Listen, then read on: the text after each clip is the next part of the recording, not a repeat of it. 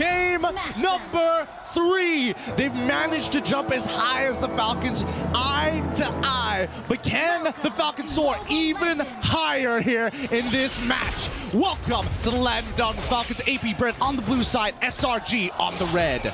You can already see as the game gets started, the Hilda make a very aggressive maneuver in towards the enemy purple buff here. As the Angela definitely have to go and deal with the waves. And this is why the Lilia is going to be so good for Falcons AP BREN. They get so much more prio and they can rotate over to Yums. Right now, he's already kind of struggling to actually get in the vicinity of that purple buff. Stormy has cleared it out. Kaltizi on it. He'll be forced to maybe use the Retribution at this point because Yums, he is there trying to screen it out. Kaltizi bringing it into the bush. Retribution is going to be used. Yes, it does. Yums, successful invade. Yep, really nicely done, but this means that he might just be going down here to Kyle, right? He is using Warcry. Okay. Flickers out. Yums now doing some damage back. Now with the help of few, this should be first blood over to Kyle Teasy. Look at the tempo, though, on the bottom side. After the EXP has been pushed out, they're getting Julian involved to start stealing away 1 or 2 camps here. So at least for Sakai's, despite Kyle Teasy getting 1 kill, he is a level ahead. The gold for XP trade. I don't know how that's going to actually help SRG later on, but seriously, if Skies is able to steal a Lord with 2 levels down, I can only imagine if he's the one ahead that he'll not miss a single retry. Well, we'll see whether Kyle actually still has his retry, considering how much pressure is being applied to him right now by Yums, right? We're expecting Yums to get even more aggressive after the 2-minute mark because then he's not going to get punished as heavily once he's invading those jungles. But take a look at this, right? They're setting up a potential counterattack here down on the bottom side, but SRG sense it. Again, for Kyle, it's really tough for him to actually maneuver around because if he gets poked down, it's very tough for a Ling up against this kind of composition already. The Julian is actually a great pick against the Ling, so now that if he ever gets chunked before he enters, he's going to be punished even more, and SRG know it. That's why they're not in any rush to go for a neutral objective. And especially since, guys, especially with the chains, right? In combination with Yums trying to disrupt Kyle Teasy to maybe get a delayed hold on. He's taking a bit of damage here. He's still got Black Shoes, so he technically should be fine, but now Cram involved. Again, jumping into the midst of it all, has the help. The hard guard pops into Vengeance, jumps to the back line again, dealing damage onto Kyle Teasy, forcing him back. Cram standing there menacingly, zoning them away. But Kyle is trying to make his way back. That's a flicker forward. Deadson is welcome to the pin down now, into the knockout. Knock up into the Ministry as well. What a combo from Falcons AP BREN. Stormy able to flicker out to safety. Cram will do so as well. What a recovery. Really nicely done. Very nicely done. The weird part is that we did see Cram spot out the Ling on the mid wall when it all occurred, right? For all intents and purposes, Molten Size, he could definitely throw it at him, try to push him off that, try and honestly push him off of that wall, maybe even get Yums to help out with that as well, but instead they start peeling backwards and they completely forget that Flap has the flicker. Flap Teasy on the Barats. He makes it feel like a Ling. He makes it feel like it's a mechanical hero. Deadson is welcome flicker combo, connecting every single time, even in game number 1, finding the prio targets. He was able to find the target he needed, and it was Skies. Straight into the pin, and now we get a look at the items. Does look like for at least Innocent, he's actually quite a bit ahead. 300 gold as he goes in for the push. Turn of the night, the waves from Super Marco, immobility. Super Marco able to get out now, trying to go for the pin down out the sky. Spear of Destruction as well. Now onto the back, bringing him back over for Kyle Teasy to assassinate him. Well played, but the enhanced sword gets him out, Skies. Not for long. Stormy caught as well. They find a trade, but it's definitely not worth it, not just yet. 2 members down. Yums dealing some damage. Not able to go for the full assassination on the few. It's actually him forced to flicker out. Baptiste, the Dino, walking back as well to knock up, and then everything in the kitchen sink to deal with Yums. Ooh, okay. I'm surprised. Honestly, I'm surprised the fact that Sakai stayed alive that long to chunk out Super Marco like that. At the end of the day, it's still a very well worth trade for Falcons AP BREN. Now Super Marco's got 4 assists in the bag. Ogwin, unfortunately, has 2 kills, but hey, you take what you can get at this point of time, right? As long as you're able to accelerate Kyle Teasy, he's going to drive the momentum for Falcons AP BREN. SRG need to have much cleaner fights right now. Let's look at the items one more time, and the lead still in favor of Innocent. Again, though, in the purple buff, Yums, Power of Wilderness already used up the Retribution. Baited out of the Kyle. But now with the Defiant Blade, he should be able to deal with Yums. He tried to get into that bush, but it will only give Kyle the unstoppable he needs. 5-0. Flask of the Oasis Power Spike for the Minotaur. But despite all that, 5-0-2, a wonderful KDA to have. And yet, guys, despite being 0-2-1, the same level as Kyle Teasy, they're doing something right here, right? They are trading gold for a little bit of extra time and EXP. And that is going to keep SRG in the game because, as we mentioned before, it's about that mid-game, right? That big mid-game spike. Krem poked down a bit. Good position on that choke point. Krem unable to really go in. The missiles not able to connect right now, but Krem will be brought back forward. Pops in the ultimate, has the hard guard to play with. Stormy is hovering over him. Taking a lot of damage though, Kyle now. Able to recover, able to clear some waves, able to clear some of the creeps. One level ahead of Skies, he's back again. And finally, for the very first time, we see SRG say, no, we're not gonna contest. We're finally just gonna retreat. And Stormy's gonna top off his boy Cram here because it could be a setup angle for a dive. And I think that's a very good call considering everything that has happened here. But in the mid lane, at least the guys finding opportunities. Wait, that just is... They're not going to dive that for sure. But let's look at the goal difference, right? Because while everything is happening, it looks like Innocent has been doing a phenomenal job, now extending his 500 gold lead to an 800 gold lead. He can go band for band.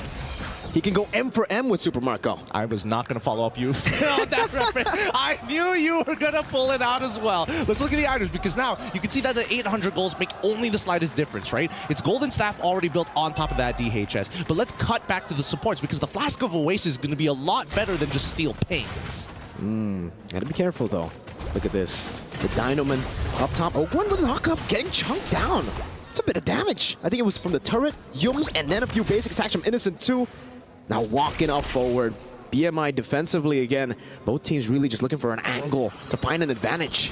Yeah, I'm curious to see what Kyle TZ has built. I just saw the GDS actually getting purchased, and I don't know if he's fast-forwarding the GDS instead of getting the Haasclaw, or maybe he already has the Haasclaw in time on top of the Berserker's Fury, right? That's the atypical build that we like to see. Wait, he's not gonna... Forcing Tempest of Blade, Skies has the enhanced sword, goes for the chase down, has the hard guard to help him too. Kyle TZ gets out. And SRG want to capitalize. Cram straight into the bottom lane. Wants to cut this wave to find that prio. And it just goes to show that KDA isn't everything to all of our ranked demons out there, man. Like, look at that. He's a full level down, and you compare it 5-0-2 to 0-2-1. In what world does that win? In this world. 7 minutes in, Game 3 of the Grand Finals of MSC 2024. But Super Marco will be able to utilize that advantage up top, the 3-man advantage, to take a Tier 1. Now straight into the bottom lane, utilizing the movement speed, but SRG are on it. Sky, Stormy, and Cram. Look at maneuvers coming in from Falcons AP BREN, trying to recover the space. Need to be chunked by Yums. Forced to flick around, actually. Super Marco with the Abyss Walker, also with the Spear of Misery, trying to really go for the poke onto Innocent as Kyle TZ holds on, and no purple buff on him. Flop TZ, in the midst of it all, caught in the poke. So much poke praise on him, still able to flicker next to this Welcome, finding Skies again, and this time it's going to be Skies, dealing some damage back again. Ogre with a mock-up, Kyle TZ with a blaze, still able to survive. Cram with a vengeance, Yums in the back, it's Skies getting soloed. Ogwin will fall as well to Innocent. A trade for now. The Falcons AP BREN, they secure all 3 neutral objectives. I mean, at this point, I bet even the audience is tired of like, how does only 2 people die? Despite everything that has happened, these battle spells, these flickers especially are proving extremely valuable. I would have imagined at the very minimum that maybe few probably needed to purify or something, but even Flat TZ, wow, that was just, man, how does he get away with this? I can't believe he's done it. Well, at this point, I don't even know how many times he's done it, but the fact that he keeps getting Skies, and in Game 1 he kept getting Innocent. Barat's the death to his welcome. Usually we see the death to his welcome miss, especially when it's combo with the flicker. This guy still gets it every single time. Man's got aimbots somehow. It's inbuilt to his fingers somehow. I don't know. There's no explanation for it. There is an explanation. Good. What is the explanation? Toby Maguire got bit by a spider. Flap TZ got bit by a goat. This guy is just, he's too good. But at the same time, right, SRG continue to try and keep it even with Falcons AP BREN. Yes, it is a 3K differential between the 2 teams, but we've seen time and time again that SRG have made miracles happen, and Falcons AP BREN are now taking a much slower approach to SRG than they have before. They're not just throwing people at the wall and hoping that it sticks. Here, though, you can see Yom's trying to screen out Skies, able to clear out the mini wave in the bottom lane. And again, for Selangor Red Giants, they have a really good way to actually minimize their losses, right? Every single time they're actually behind, when they don't have tempo around the map, they're still able to catch every single wave, while also denying any pickoff from happening, which is very, very impressive up against a team like Falcons AP BREN. Usually a 1,000 gold lead means that it will give them a billion more opportunities to look for pickoffs around the map. No, but it's starting to look more even. Even we're talking about like priority, right? Like Cram half the time is able to kind of match up unless we do see FlapTZ sacrifice a bit of his wave just to get there on time. That's the cost. That's the big brass tacks that both of these teams are applying onto each other. Every single one of these moves need to have purpose, and it always comes with a cost. That being said, though, this Lord Dance is going to be extremely important for the two. The worst part about it is that Falcons AP BREN probably can do it slightly better thanks to the help of Ogren on this Minotaur. Slowly but surely, again, for Falcons AP BREN, this is the new version of the Lord Dance.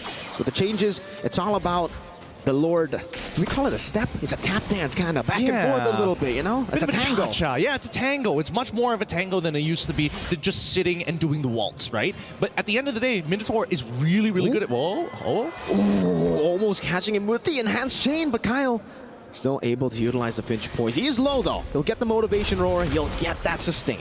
I think this is a pretty good opportunity for SRG to start taking the space back here. However, Few not making it easy, right? Drawing the borders in the river, making sure Gloom is going to set the tone for this upcoming fight. Oh, what a nature. Perfect timing here for Falcons AP BREN. Now it'll come down to Skies to really deal with Super Marco. Yums in the front, trying to deal some damage on the FlapTZ. Will be able to do so as Cram walks up forward as well. Jumps into the midst of it all, still able to pop the ultimate. Now Innocent deals some damage, jumps in the midst of it all again. Jumping forward, Super Marco. What a nature, but Skies goes in for the assassination, still able to find his spear of misery. Depthnus welcome the pin down, but now the winner Cram from Skies. He tries to stay alive, but Kyle TZ is an absolute monster.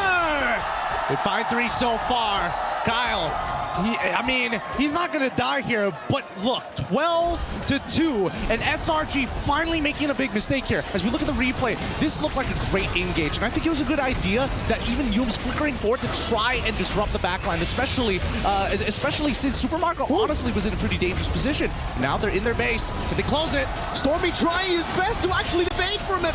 The Cannon Minion not in range just yet, Cram. He did what he needed to. He stopped the minion from getting into the range. But still, it's another 2 members down. At this point, like you mentioned before, Wind of Nature came at a very convenient time for Super Marco. Without that, he probably would have died to Sakai's or wouldn't have enough health to actually survive from him. Luckily, he still played it as best as he could. Oh, God. Yum's pinned down, flicker forward, and has sword from Sky, Spear of Destruction!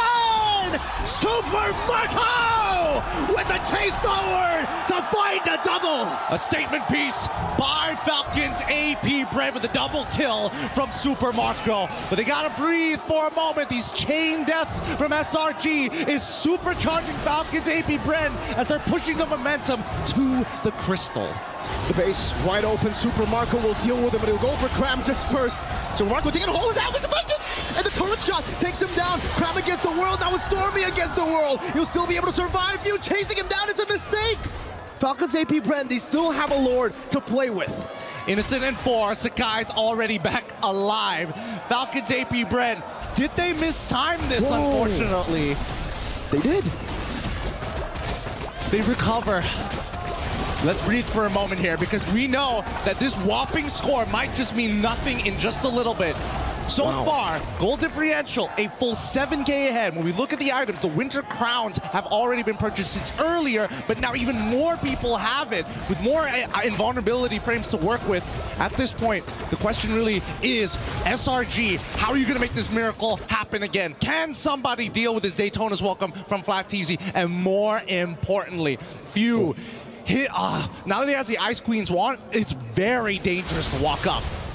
I think it's all about Skies with the enhanced scythe. If he really wants to deal with Daytona's welcome, it's all about him evading and then trying to melt FlapTZ down. Look at Yums going in onto Few with the power wilderness. Cram as well forcing the black shoe. Skies right there, goes in for some damage with laser. Few still able to escape, but Yums chases him down. Skies win a crown in the midst of it all. Owen gets isolated. Skies will too. FlapTZ, Daytona's welcome, now into the mist, pinning him down straight for Super Marco again! The Spear of Destruction, whiffing this time. Stormy able to survive. The same 2 members, Cram and Stormy. Can they do it again? This time, dodging away from the missiles, able to go for the clear onto the waves. No lore to play with. Have they survived again? I think it's fine for SRG. It's going to be hard to close it out at this point in time with 3 members still alive, right? But they trade 2 for 2, and I think at the end of the day, it should be good enough. Oh, no. Hard guard and the ultimate now turning things around, forcing to win a crown from FALCONS. He's going to be melted down, but so is Cram. Super Marco with the help of Kyle TZ. Picks up a double. The mini wave's still there. They're going to go for it, and they will secure